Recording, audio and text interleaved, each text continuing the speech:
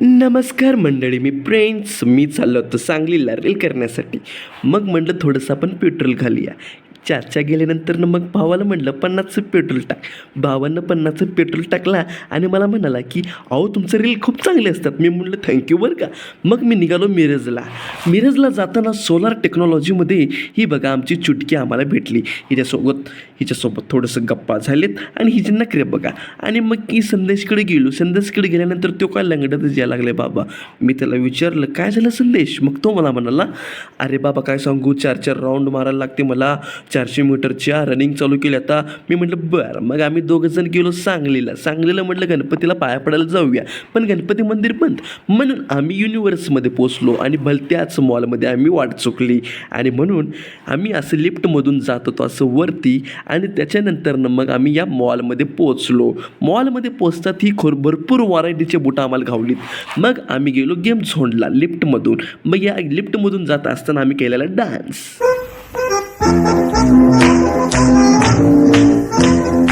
करून झाल्यानंतर आम्ही आलो गेम झोनमध्ये.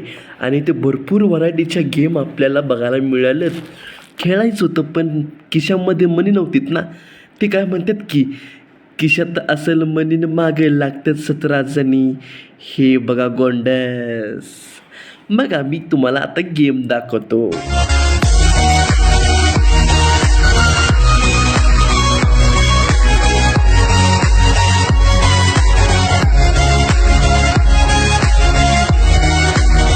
गेम झोनमधून आम्ही बाहेर आल्यानंतर हे आम्हाला हॉल सापडलं. तर म्हटलो आम्ही चला तर आपण आता फुटबॉल खेळूया नाहीतर क्रिकेट खेळूया. संदेश म्हणतात दोघं पण खेळूया चला. मग आम्ही पोचलो गणपती मंदिरच्या मागच्या साईडला गार्डनमध्ये. गणपती मंदिर अजून बंद होतं. मग मी म्हटलं चला आपण आता बसूया मागच्या साईडला विश्रांतीला.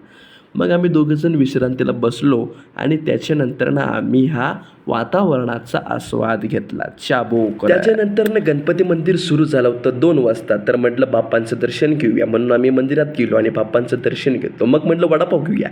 मग संदेशनं बघा हातात वडापाव घेतला आणि त्यानंतर आम्ही वडापावचा पुडा फोडला आणि बागेत बसून निवांत आम्ही खायला सुरुवात केली. 1 घास खाल्लो, 2 घास खाल्लो. माझं सगळं संपलं होतं आणि संदेश अजून खात होता. हे बघा. मग आम्ही निघालो संदेशला सोडून घरी. मग घरी आल्यानंतर पप्पांसोबत थोडंसं आराम केला. आणि आराम केल्यानंतर मग मम्मीनं मला चहा आणून दिला. मग चहा थोडंसं पिलो.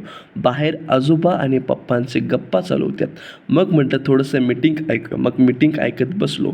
त्याच्यानंतर माझ्या रूममध्ये आलो आणि थोडासा विश्रांती घेतलो आणि मी मग झोपी गेलो. तर चला मग आपण पुढच्या ब्लॉगमध्ये जाऊया. लाईक करा, शेअर करा.